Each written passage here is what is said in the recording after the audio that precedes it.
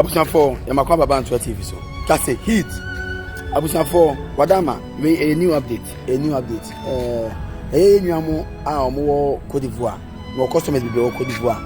Yamo so crew ne ada de bebre, more customers be amo to me hwa de Cote d'Ivoire. Yeah, omo from me no say Cote d'Ivoire ku asi Cote d'Ivoire. Abusan for mo me ndan hom rasi never the one to am so. That's a hit. Ivory TV.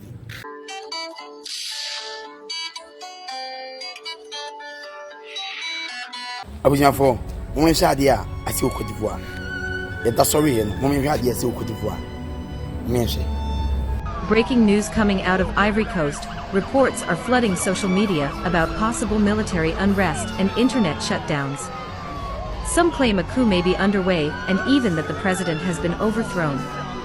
However, at this moment, there is no official confirmation from credible international or local news outlets. The situation remains unclear. Please stay tuned as we wait for verified updates. The woman say Cote d'Ivoire or Mampagini. The kind baby say Cote d'Ivoire to question about women in Sembe baby. The Camia say President Dadano was on Okoye. Okoye so President for by Alhassan Watara on the screen.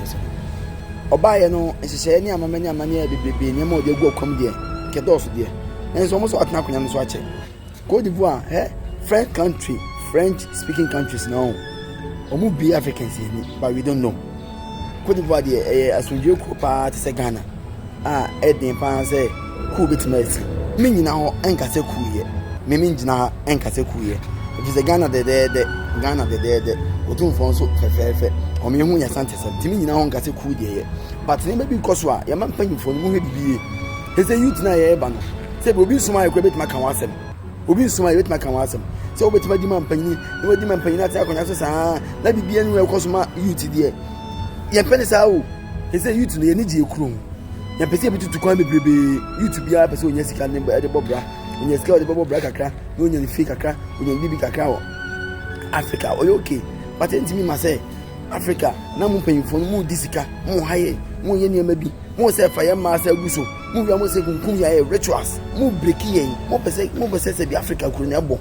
Mose samusika nam dia koto fie wa bruchire moye munyama nam dia koto ibu wa bruchire nam nya sika wa bruchire ho for investment go bruchire African leaders investment go bruchire no nya grow adenta was e basa ye youth ni dia ye ba bonte ye be kan wasem kase hit ye ba bonte ye be kan wasem fi say eya wo yemu ye nka se ku eye ku nya de pa ku enya de pa ha kru e makru ti san e makru konachi but wo mampani also be the president for so many years now. They be now so ya mo okuro. They be now ya boy youth. Mabusiafo bebrebe e ko be 4-5 afron so Libya to Italy. Me bra, me nyaba, me sister, me bra wife, me girlfriend. Yes, I have families or my friends so atukwan. What is the reason? Ask me.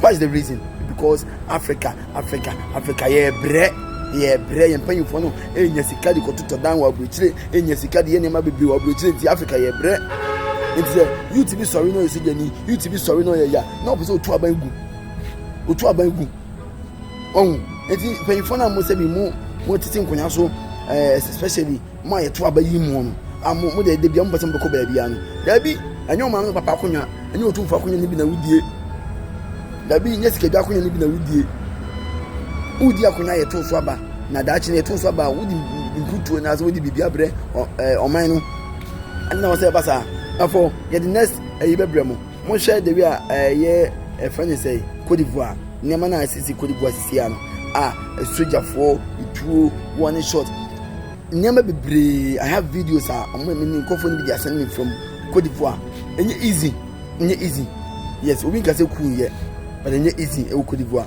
Now, Madame Blue, paying for Memo Payma, and Abusian for Cote d'Ivoire. Now, be being successful, said Ababua, I must be about. Cast a hit, a new updates, Bebremo, I will Cote d'Ivoire and some more. That's me, Cast a hit.